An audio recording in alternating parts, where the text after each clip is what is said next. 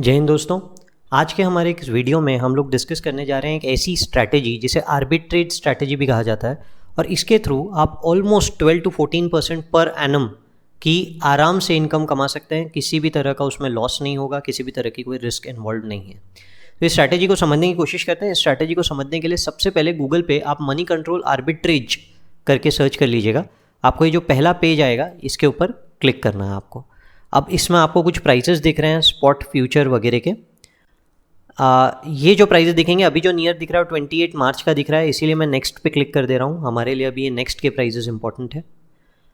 इस शीट को आप बेसिस परसेंटेज के रेशियो में हाई टू लो में सेट कर दीजिएगा और जो सबसे पहला नाम आएगा या दूसरा नाम आएगा उस पर ध्यान दीजिएगा। तो पहला नाम आ रहा है जी लिमिटेड। हम क्या करेंगे, जी लिमिटेड को भी मनी कंट्रोल में ओपन कर लेंगे। समझने के लिए फिलहाल मनी कंट्रोल में जी लिमिटेड में अगर आप देखेंगे तो शेयर का प्राइस चल रहा है 138.55। ये प्राइस चल रहा है 28 मार्च 2024 को। ठीक है, अब ध्यान रखिए आपको यहाँ पे दो चीज़ें पता होना चाहिए, एक स्पॉट प्राइस होता है और एक फ्यूचर प्राइस होता है। तो आपको फ्यूचर के बारे में भी पता होना चाहिए। मैं आपको किसी तरह का कोई रिस्क ट्रेड नहीं बता रहा हूँ, तो ये मत सोचिएगा कि अरे यार ये तो फ्यूचर ट्रेड्स की बात करें। हम जो स्ट्रैटेजी की बात करें इसमें किसी तरह का कोई भी रिस्क इन्वॉल्व नहीं है। तो चलिए समझते हैं। स्पॉट वो होता है जिसमें आप बाजार में अगर कोई शेयर खरीदते हैं या बेचते हैं तो आप इस भाव पे खरीदते हैं, उसे बोलते हैं स्पॉट प्राइस। और फ्यूचर प्राइस होता है कि कुछ लोग प्रेडिक्ट करते हैं कि आने वाले 1 महीने में या 2 महीने में शेयर का प्राइस कहाँ जाएगा और उस पर ट्रेड करते हैं, तो थोड़ा वॉलेटाइल होता है।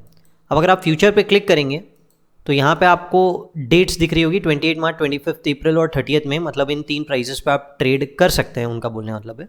अब 28 मार्च कोइंसिडेंटली फ्यूचर्स का भी एक्सपायरी डेट था। तो फ्यूचर्स एक एक महीने में ट्रेड होते हैं और उनकी एक्सपायरी होती है कि वो जिस दिन के लिए ट्रेड हो रहे हैं उस दिन वो एक्सपायर हो जाते हैं।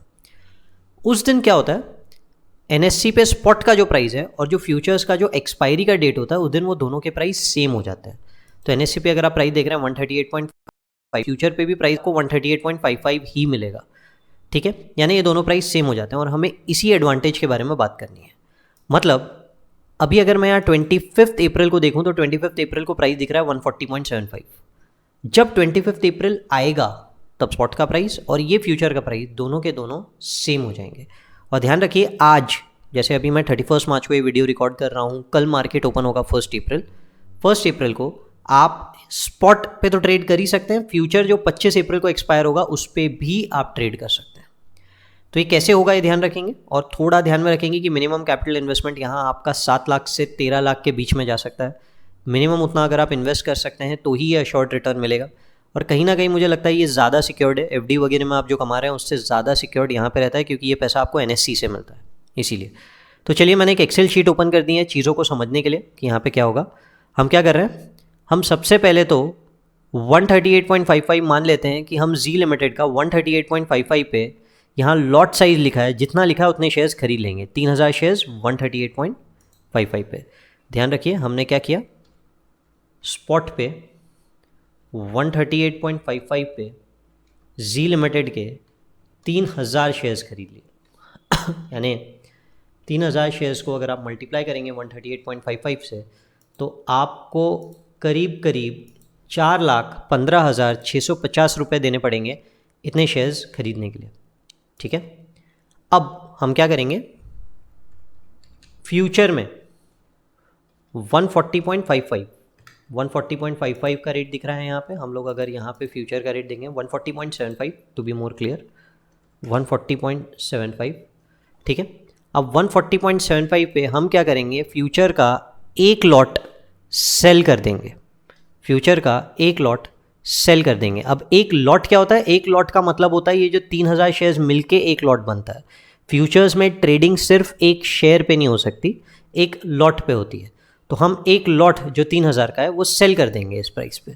ठीक है, तो एक लॉट अगर आप सेल कर रहे हैं, एक लॉट यानी वही 3000 शेयर्स हो गए, तो कहीं ना कहीं 25 तारीख को आपका ये दोनों जो डिफरेंस है 2.2, ये अश्योर्ड हो गया कि 25 तारीख को आपको ये पैसे मिलेंगे ही मिलेंगे। पर जब आप फ्यूचर्स सेल करते हैं तो फ्यूचर्स सेल करने के लिए आपको एक मार्जिन देनी पड़ती है। मैं मार्जिन मेरे ब्रोकर में चेक कर लेता हूँ। आप कहीं पे भी आपका जो भी डीमैट अकाउंट है उसके अंदर में आप फ्यूचर्स के अंदर में अगर जाएंगे तो आपको वहाँ पे दिख जाएगा कि अगर आप एक लॉट सेल करना चाहते हैं तो कितनी मार्जिन लगती है। तो अगर मैं यहाँ पे डालता हूँ तो एक लॉट पे आ रहा है 1,99,995, ठीक है, 1,99,995, यानी मार्जिन मनी है ये, सिर्फ सिक्योरिटी पर्पस के लिए वो लोग ब्लॉक करके रखते हैं पैसे। तो ये हो गए आपके 6,15,645 रुपये जो कि ब्लॉक्ड है, और इसमें आपका जो प्रॉफिट है वो हो जाएगा 2.2 मल्टीप्लाइड बाय 3,000, 6,600। अगर मैं इस 6,600 के प्रॉफिट को इस अमाउंट से जो कि मैंने इन्वेस्ट किया ब्लॉक डिवाइड करूं, मल्टीप्लाई बाय 100 भी कर देते हैं परसेंटेज में निकालने के लिए, तो ये आता है 1.07%, यानी एक महीना होल्ड करने में आपने कमाए 1.07%, ठीक है। अब ये डिफर करेगा अलग अलग शेयर्स में, हम 2-3 शेयर्स में देख लेंगे। इसे समझने की कोशिश करते हैं। ये पूरा ट्रांजैक्शन आपने कब किया? ये पूरा ट्रांजैक्शन आपने 1 अप्रैल को किया। अब कई सारी पॉसिबिलिटीज़ है, आप बोलेंगे सर शेयर का प्राइस बढ़ सकता है, शेयर का प्राइस गिर सकता है, शेयर का प्राइस इन दोनों के बीच में रह सकता है, तो हम हर पॉसिबिलिटी को देख लेते हैं। अगर शेयर का प्राइस 120 रुपये हो गया है ना, अब ध्यान रखिए स्पॉट में हमने क्या किया था, शेयर्स को बाय किया था, मैं वापस बोल रहा हूँ शेयर्स को बाय किया था, और फ्यूचर्स में हम क्या कर रहे हैं, शेयर्स को सेल कर रहे हैं। तो सपोज करो 120 का प्राइस हो गया, तो 120 के प्राइस में आपको नुकसान हो जाएगा, क्योंकि आप उस दिन 120 का प्राइस है और 138.55 पे आपने खरीदा था, तो 18.55 का लॉस है ना, आपने बाय किए थे शेयर्स, बाय, ठीक है ना। और हम ये पूरा ये क्या बोल रहे हैं, 120 कब का प्राइस रहेगा, 120 का प्राइस रहेगा 25 अप्रैल को, जो हमारे फ्यूचर्स की डेट की एक्सपायरी थी, बराबर। तो आपको लॉस हो गया 18.55, 3,000 शेयर्स के पीछे। और वहीं पे अगर हम ये 140.75 की बात करें, जो फ्यूचर का प्राइस है जिसमें आपने फ्यूचर को सेल किया था, यानी हम बोल रहे हैं हम ये प्राइस पे 3,000 शेयर सेल कर रहे हैं, तो इसका मतलब 25 अप्रैल की प्राइस आपकी बाय प्राइस होगी। देखिए दो पॉसिबिलिटी, अगर आप फ्यूचर सेल कर रहे हैं तो एक्सपायरी के दिन आपको बाय करना पड़ेगा, और अगर आप फ्यूचर बाय कर रहे थे तो एक्सपायरी के दिन आपको बेचना पड़ेगा, ऐसा होता है फ्यूचर्स के अंदर में, ठीक है। तो आप एक नॉर्मल सोचिए कि भाई मैंने क्या किया, फ्यूचर में बेच दिया, मैंने बोला 25 अप्रैल को मैं 140.75 पे जी लिमिटेड के शेयर्स बेचूंगा, आप ऐसे सोचिए इसे फ्यूचर में आने वाले समय में।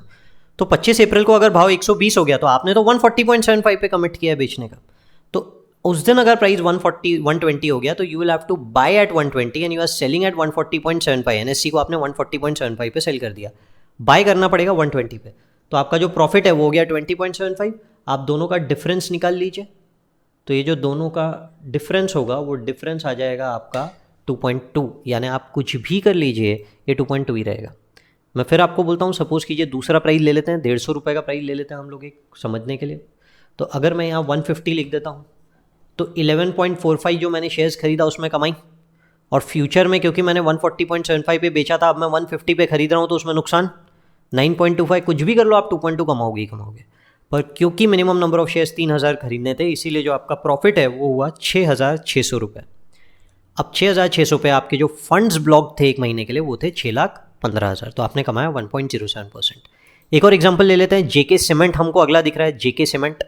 तो हम यहाँ पे जेके सीमेंट ओपन कर लेते हैं, यही चीज़ को समझने के लिए एक और सेम चीज़ का एग्जांपल ले रहे हैं हम। तो हमें स्पॉट पे प्राइस दिख रहा है 4076.15, 4076.15, ठीक है।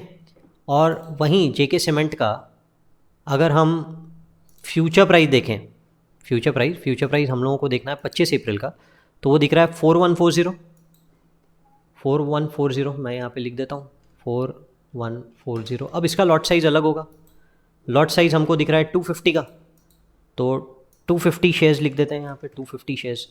तो हमें दिख रहा है कि 10,19,000 रुपीज़ आपके ब्लॉक हो रहे हैं इसमें, 10,19,000 और 10,19,000, और यहाँ पे जो आपका फंड ब्लॉक हो रहा है, मैं फ्यूचर्स का मार्जिन निकाल लेता हूँ जेके सीमेंट का, एक मिनट देख लेते हैं। सब में सेम मार्जिन रहेगा ऐसा ज़रूरी नहीं है, अलग अलग मार्जिन प्राइस आ सकते हैं।